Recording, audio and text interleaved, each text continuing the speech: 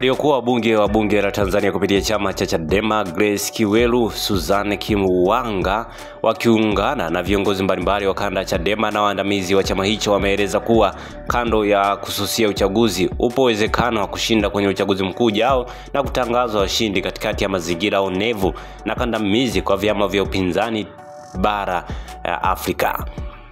Ikumbukwe kuwa pamoja na mapungufu makubwa ya katiba na sheria ya uchaguzi, bado si hujuma zote zinazofanywa katika uchaguzi zimetamkwa ama zimehalalishwa katika sheria.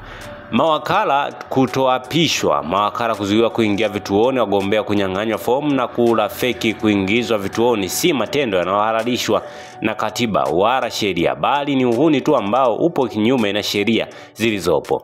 Kwa hiyo mbali ya kupigania reforms kwa ajili ya uchaguzi huru, kushiriki uchaguzi tutatupa fursa ya kuja na mikakati madhubuti ya kukabiliana moja kwa moja na vitendo vya kihuni vilivyo kinyume kabisa na sheria zilizopo.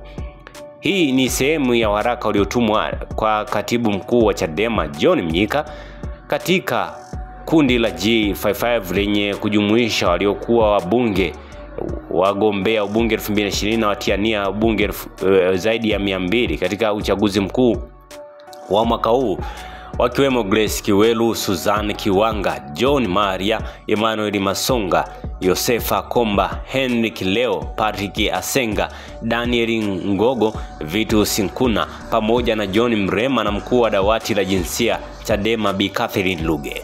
Waraka huo umesisitiza kwa katibu mkuu kuwa kutoshiriki uchaguzi kutaweza kusababisha Chadema kuondolewa ama kupoteza viongozi na wanachama wenye nia ya kuwania urais, ubunge, kupoteza mvuto kwa umma, kudhalilishwa kwa propaganda na baadaye kudhoofisha na kuzalisha athari mbaya kwa chama hicho cha upinzani.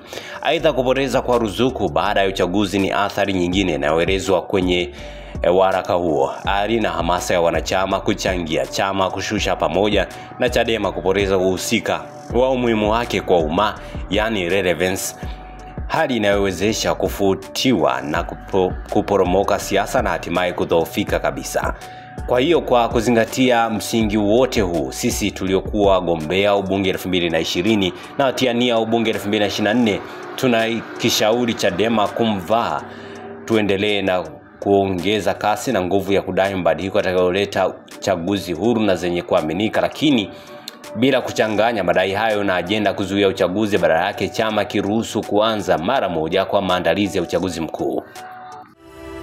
Asante kwa kuifuatilia Baharia TV. Usisahau kulike, kusubscribe, kucomment na kushare.